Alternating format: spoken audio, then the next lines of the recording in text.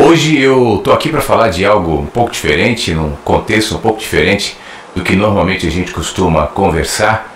E você sabe que eu não tenho o hábito de entrar em assuntos polêmicos, quanto mais em assuntos ligados à política. Mas você também sabe que eu não deixo de me posicionar quando eu acredito que esse assunto é relevante para todos nós como sociedade, como especificamente nesse caso como cidadãos brasileiros e cidadãos do mundo também.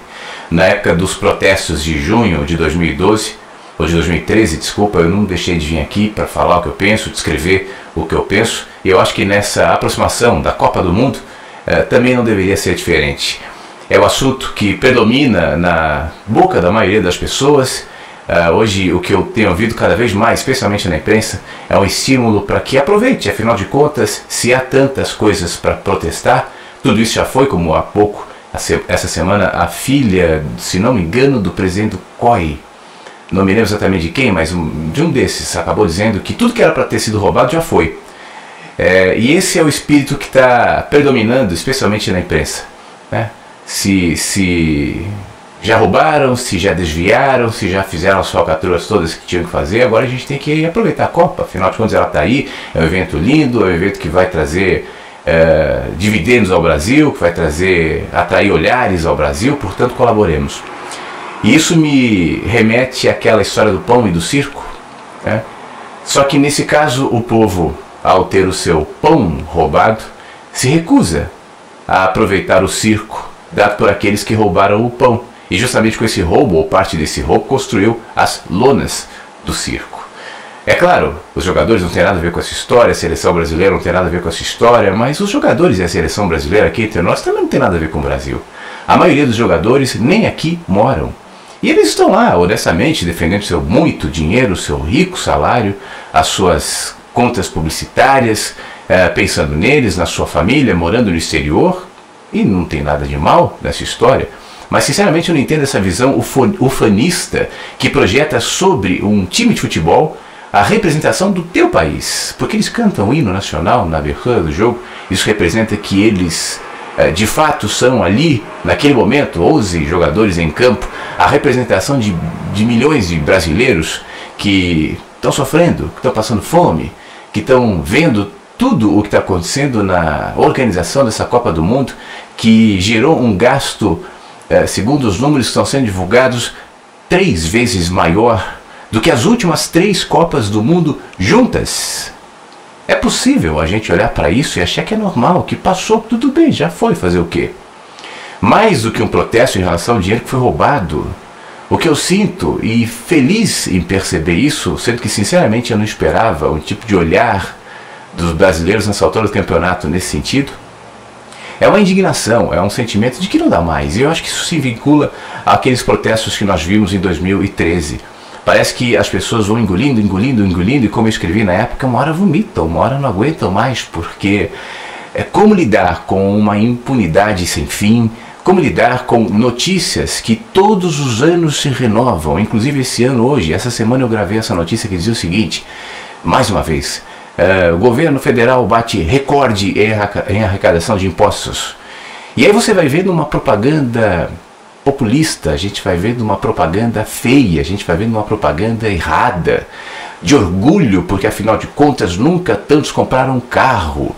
E aí vende-se menos carro e o governo estimula a comprar mais carro. E não faz nada para desentupir as ruas que não tem mais onde colocar carro.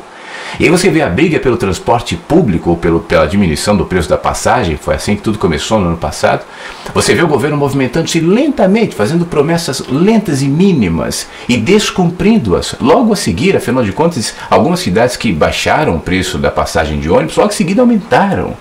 Sem nenhum tipo de investimento em infraestrutura, num país completamente acabado, destruído. Se você sai das capitais ou dos centros urbanos, você vê como o povo sofre com falta de infraestrutura, com falta de cuidados mínimos. Ainda que exista no Brasil um projeto de sistema único de saúde lindo.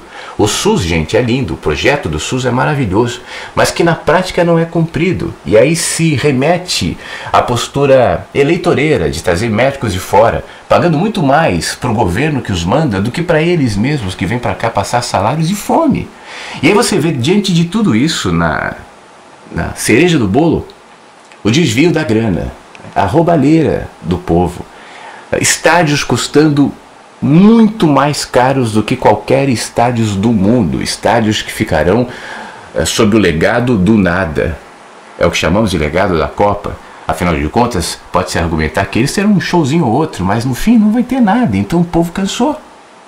Aí não, agora não reclame, agora aproveite, agora solte fogos, o Brasil fará gol, torça pelo gol do Neymar. Pra quê? Por quê? E todo o resto? Já foi? Ah, então tá. Acabou? Deixa pra lá. Roubaram? Mas quem não rouba? Desviaram? Tiraram gente de onde moravam para construir arenas e não propuseram outras habitações? Muita gente sofreu, mas tudo bem, no fim das contas grita: é campeão, Brasil!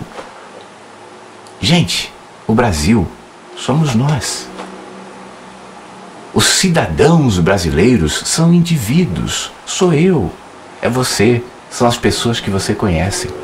E aquelas pessoas que fazem o que fazem na política, na Copa do Mundo, são pessoas que só fazem o que fazem porque sabem que não haverá punidade, porque sabem que basta uma manipulação, seja pela via da imprensa, seja pela via de onde for, de práticas eleitoreiras, da campanha eleitoral, que vai vir daqui a pouco, que o povo esquece.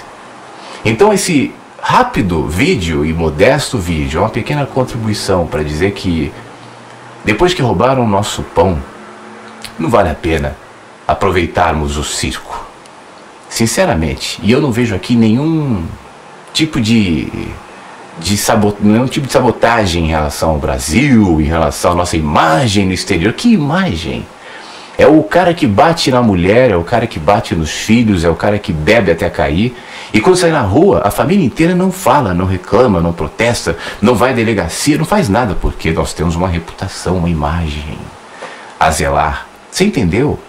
É aquela casa cheia de problemas e que ninguém toma atitude nenhuma, porque nossa imagem.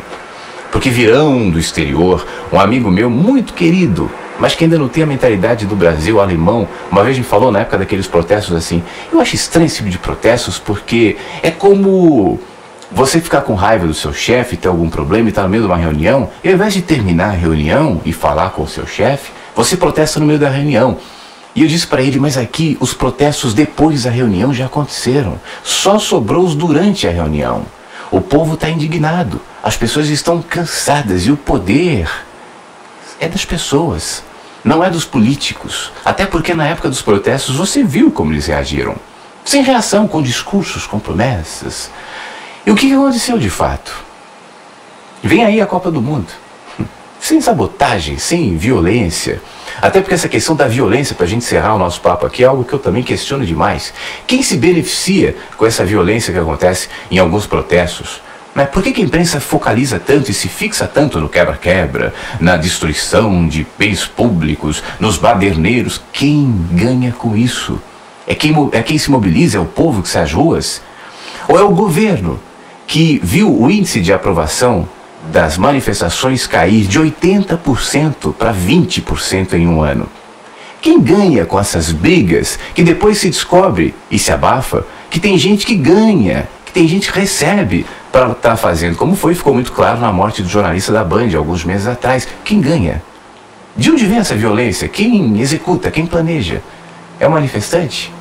Violência que dispersa, violência que diminui o ímpeto de protestar, violência que fez despencar o índice de aprovação dos brasileiros em relação aos protestos, que faz com que as pessoas tenham medo, deixem de protestar, condenem o protesto, apoiem o governo. Quem ganha? Você não é bobo, né? Portanto, fica aqui a minha opinião.